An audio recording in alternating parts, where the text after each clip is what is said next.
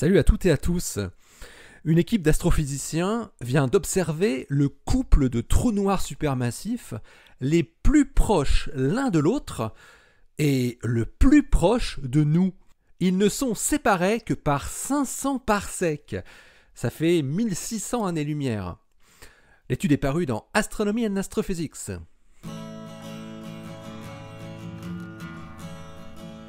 Astronomie, astrophysique, cosmologie, astroparticules. Ça se passe là-haut, par Eric Simon. C'est avec le Very Large Telescope de l'ESO que Karina Vogel, de l'Observatoire astronomique de Strasbourg, et ses collaborateurs internationaux ont réussi à mettre en évidence ce couple de trous noirs supermassifs dans la galaxie NGC 7727.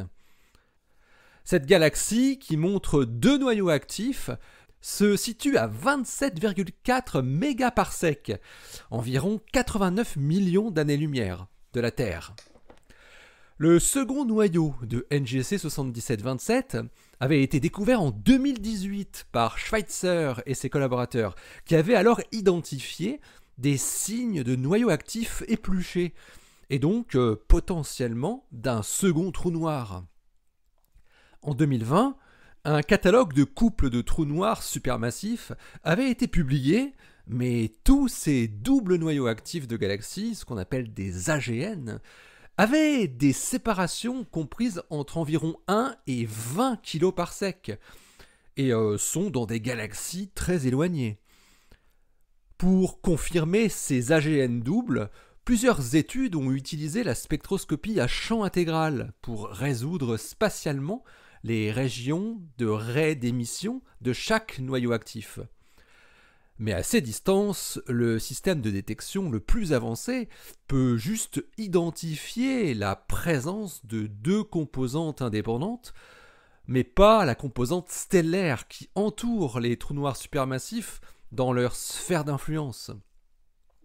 Dans le catalogue, il n'existe qu'un seul candidat pour un couple avec une séparation inférieure à 1 kiloparsec, une paire de quasars trouvée en 2014, dont la séparation projetée est de 800 parsecs.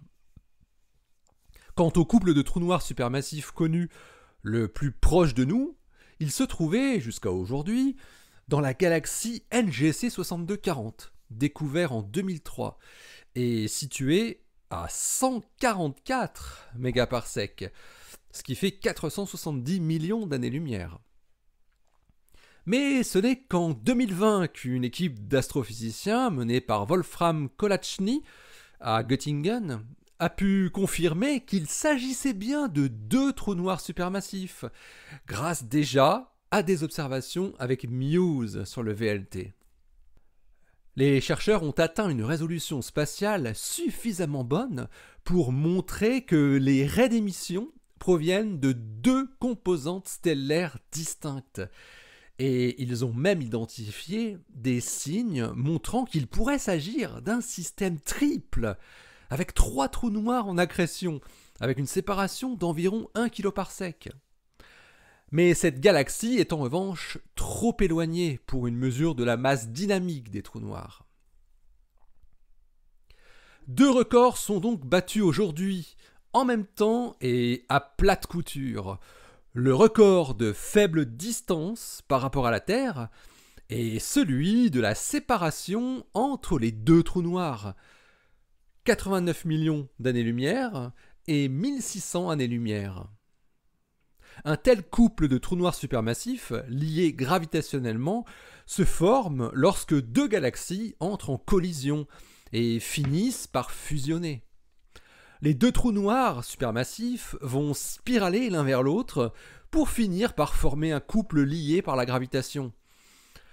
Les astronomes estiment que la fusion galactique qui a donné naissance à la galaxie NGC 7727, qui montre aujourd'hui une forme irrégulière, a dû avoir lieu il y a environ 1 milliard d'années. À la question de savoir quand aura lieu la fusion gigantesque des deux trous noirs, les chercheurs peuvent donner un chiffre en étudiant la vitesse des deux trous noirs. Ça serait dans 250 millions d'années. Carina Vogel et ses collaborateurs parviennent aussi à déterminer la masse de chacun des deux trous noirs. Et ça pour la première fois, grâce à l'étude fine du mouvement des étoiles qui les entourent dans chacun des deux noyaux actifs.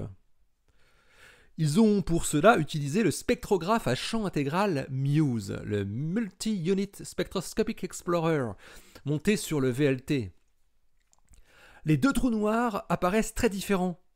Le plus gros, qui se trouve au centre photométrique de la galaxie, fait 154 millions de masses solaires, et le plus petit, séparé donc de 500 parsecs, 1600 années-lumière, on le rappelle, un parsec valant 3,26 années-lumière, eh bien le petit fait seulement 6,33 millions de masses solaires. Il est quand même un peu plus gros que Sagittarius à étoile. Les chercheurs remarquent un point notable, le trou noir numéro 2, le petit, forme 3% de la masse du noyau d'étoiles qui l'accompagne, ce qui est supérieur à ce qu'on attend généralement dans la relation entre masse de trou noir et masse de bulbe galactique. Cela renforce l'idée que ce second trou noir est bien issu d'une galaxie qui a fusionné avec NGC 7727, et Vogel et ses collaborateurs estiment la masse initiale de son bulbe, donc avant fusion, à 5 milliards de masses solaires, alors qu'il n'en fait plus que 210 millions aujourd'hui.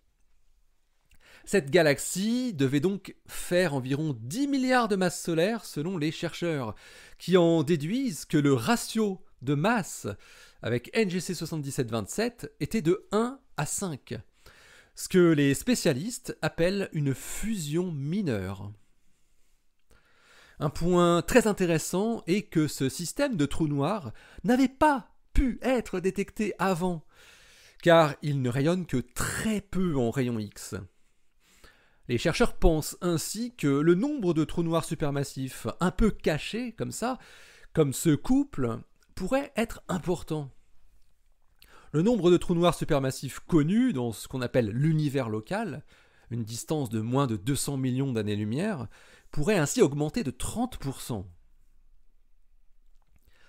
Les astrophysiciens pensent déjà à tous les trous noirs supermassifs en couple ou seuls qu'ils vont pouvoir déceler et caractériser grâce aux futurs grands télescopes comme l'ELT, qui devrait être mis en service dans 10 ans. Avec son miroir démesuré et l'instrument Harmony, ce dernier devrait offrir une résolution spatiale 10 fois meilleure que les 0,1 secondes d'arc atteintes ici par le VLT avec MUSE. L'article de Carina Vogel et ses collaborateurs est à paraître très bientôt dans Astronomy and Astrophysics. Il porte le titre First Direct Dynamical Detection of a Dual Supermassive Black Hole System at Sub-kiloparsec Separation. Allez, d'ici la prochaine, portez-vous bien, restez bien les yeux vers le ciel et restez bien les pieds sur Terre. Allez, salut.